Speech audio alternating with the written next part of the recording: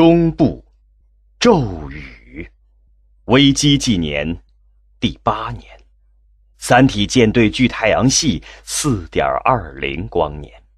泰勒最近一直处于焦躁之中，他常常下到深达200米的地下存储库中，看着那些已收集到的红原子核在禁锢磁场之中跳着永恒之舞。这些线形物的舞蹈有一种强烈的催眠效果，他常常几个小时地盯着它们，只有这时才感到心灵的宁静。太空电磁发射导轨也在建造中，且进度很快，但泰勒对这些没有太多关注，因为球状闪电和红原子聚变的大规模实验只能在太空中进行，而现在进入太空的路仍然只有常规发射这条独木桥。太空电梯仍在技术研究阶段，巨大投资所需的国际合作也进展艰难，而且建设太空电梯所需的常规发射能力现在还不具备，所以与此同时，人类还得继续改进航天石器时代的石斧和棍棒，也就是化学推进火箭。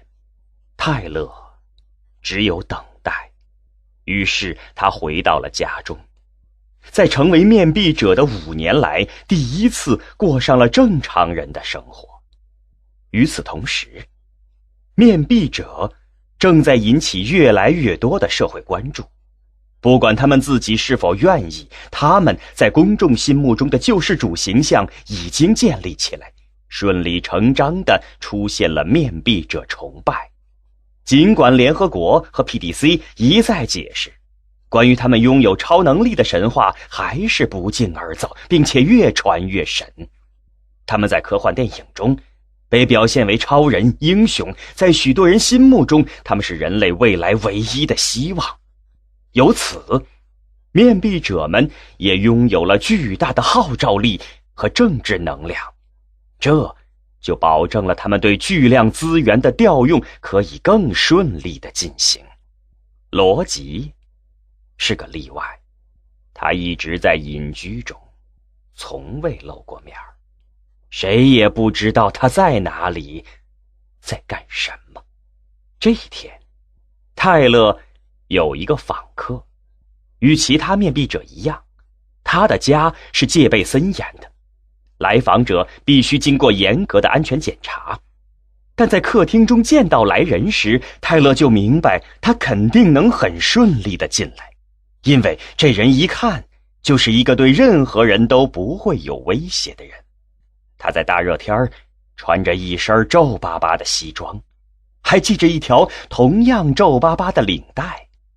更让人不可忍受的是，还戴着一顶现在已很少见的礼帽，显然是想让自己的来访显得正式些。而在这之前，他大概没去过什么正式的场合。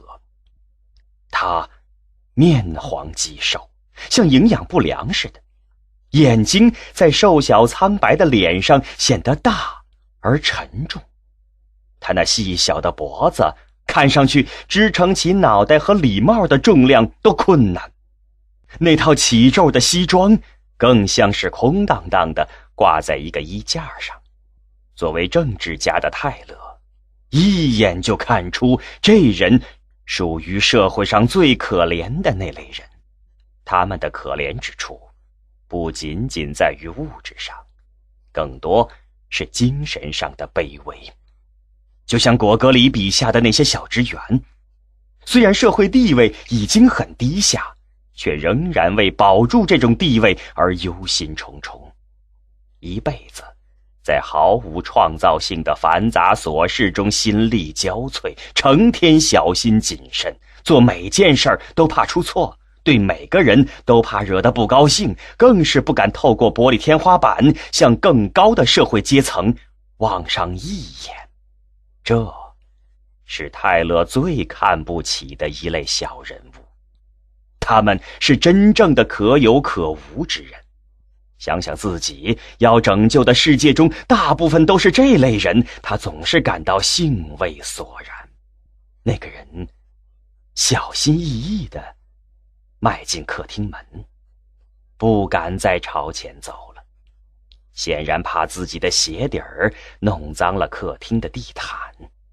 他摘下礼帽，透过厚厚的眼镜片，用谦卑的目光看着主人，连连鞠躬。泰勒打定主意，在这人说出第一句话后就赶他走。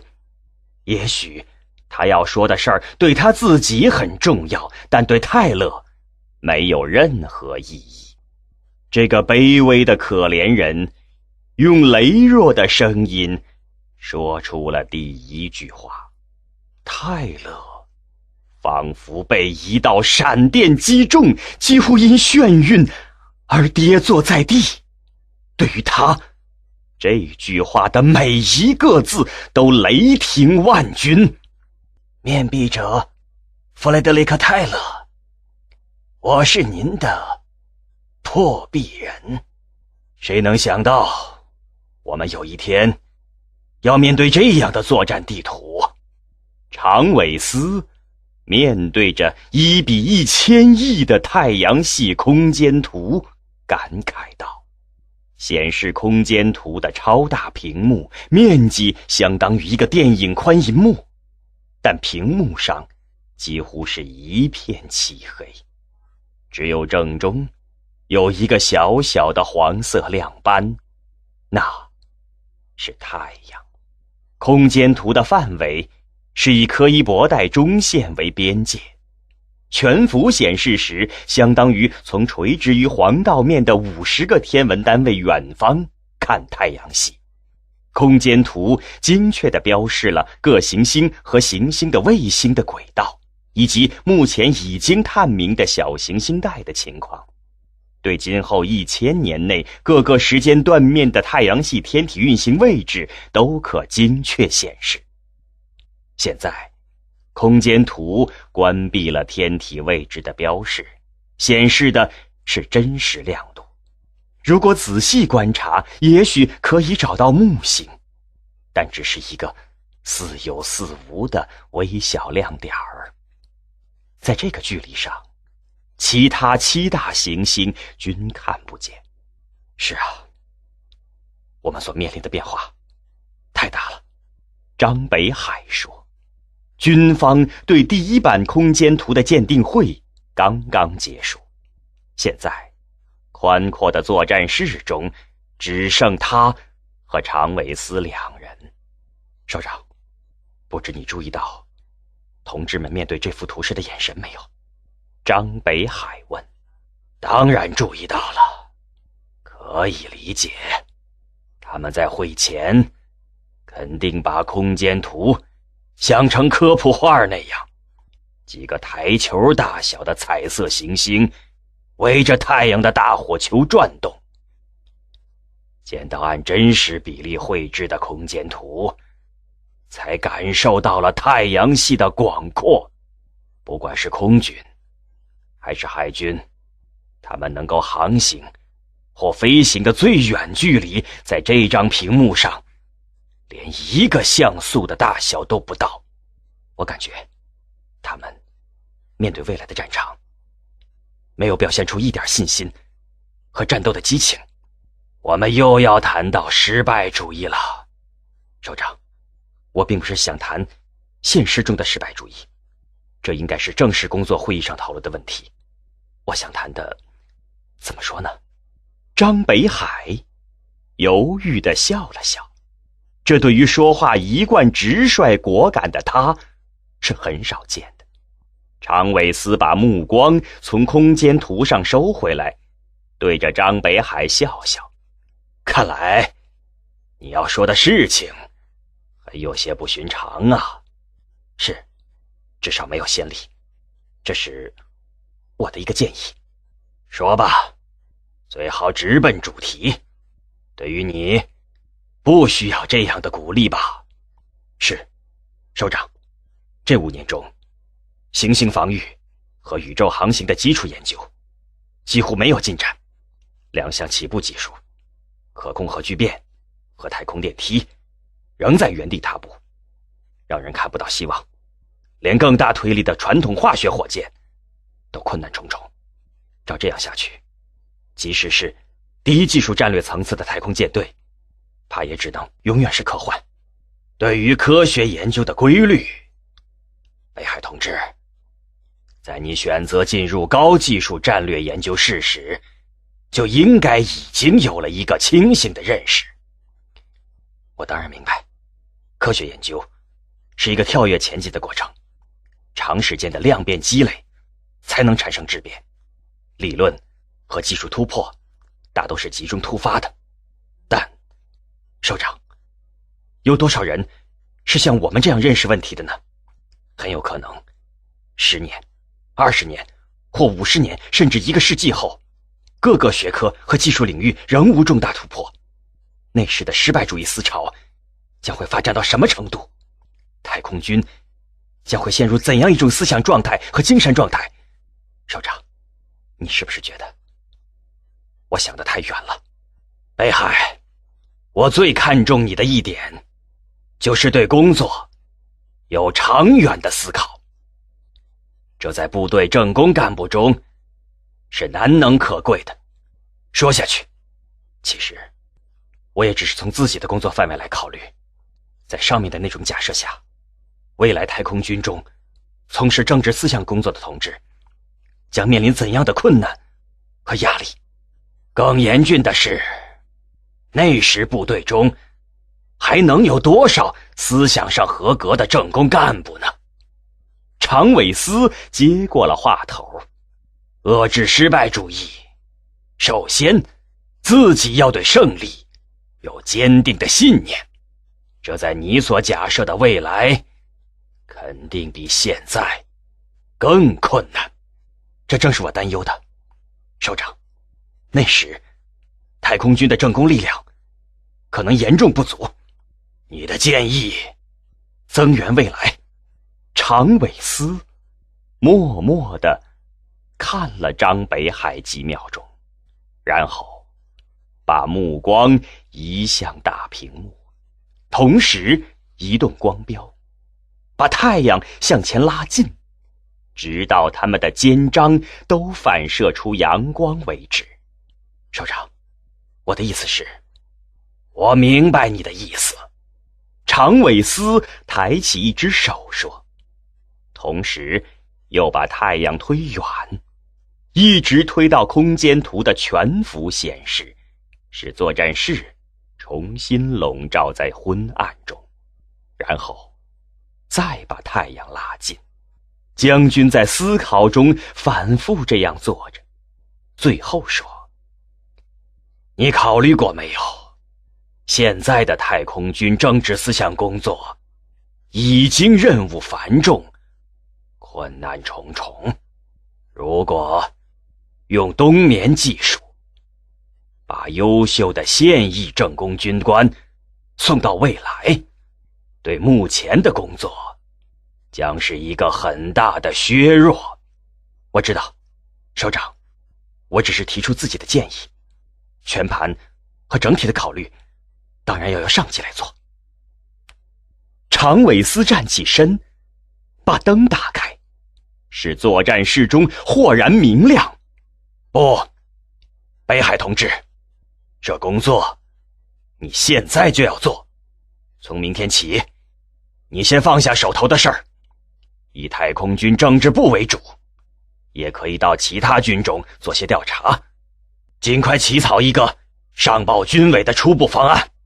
泰勒到达时，太阳已经快落山了。他一出车门，就看到了一幅天堂般的景象。一天中最柔美的阳光洒在雪山、湖泊和森林上。在湖边的草坪上，罗吉一家正在享受着这尘世之外的黄昏。泰勒首先注意到的是那位美丽的母亲，她仍是少女的样子，倒像是那个1周岁的孩子的姐姐。距离远时看不清，随着他走近，注意力便转移到孩子身上。如果不是亲眼看到，他真不相信世界上有这么可爱的小生命。这孩子像一个美丽的干细胞，是所有美的萌芽状态。母亲和孩子在一张大白纸上画画，罗辑则远远地站在一边入神地看着，就像在卢浮宫中远远地看着他所爱的现在已成为母亲的少女一样。再走近些，泰勒从他的眼神中看到了无边的幸福。那幸福就像这夕阳的光芒般弥漫于伊甸园的雪山和湖泊之间。刚刚从严峻的外部世界走来，眼前的一切给泰勒一种不现实的感觉。以前结过2次婚，后来仍单身的他，对这类天伦之乐的景象并不在意，他只追求一个男人的辉煌。但现在，泰勒第一次感到自己虚度了一生。直到泰勒走得近了，一直陶醉地看着妻儿的罗辑才注意到他。出于由共同身份产生的心理障碍，到目前为止4位面壁者之间没有任何私人联系。但因为事先已经通过电话，所以罗辑对泰勒的到来并不吃惊，并对他表现出了礼貌的热情。请夫人原谅我的打扰。泰勒对拉着孩子走过来的庄严微微鞠躬说：欢迎您，泰勒先生，这里客人很少，您能来，我们很高兴。庄严说。他说英语有些吃力，但他那仍带着稚气的柔美声音和清泉般的微笑，像一双天使的手抚摸着泰勒疲惫的心灵。他想抱抱孩子，但又怕自己感情失控，只是说：能见到你们2个天使，我已经不虚此行了。你们谈吧，我去准备晚饭。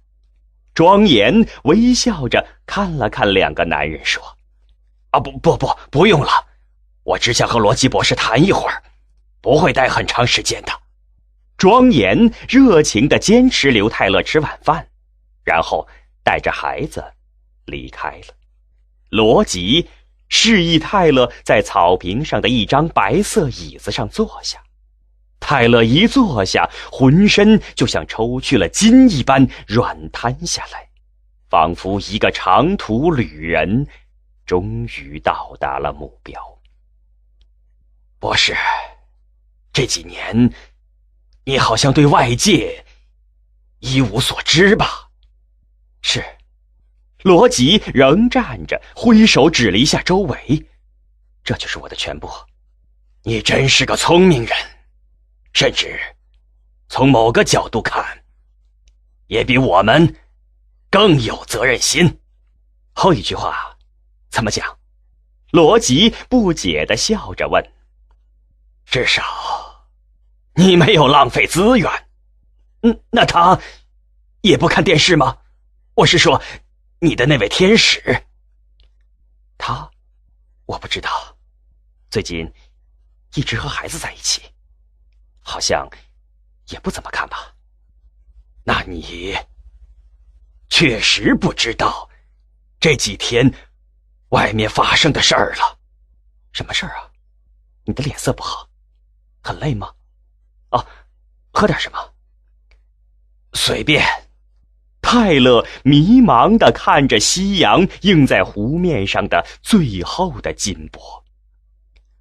4天前，我的破壁人出现了。罗辑正在向杯中倒葡萄酒，听得此言，他立刻停了下来，沉默片刻，说道：这么快？泰勒沉重地点点头。见到他时，我的第一句话也是这么说的。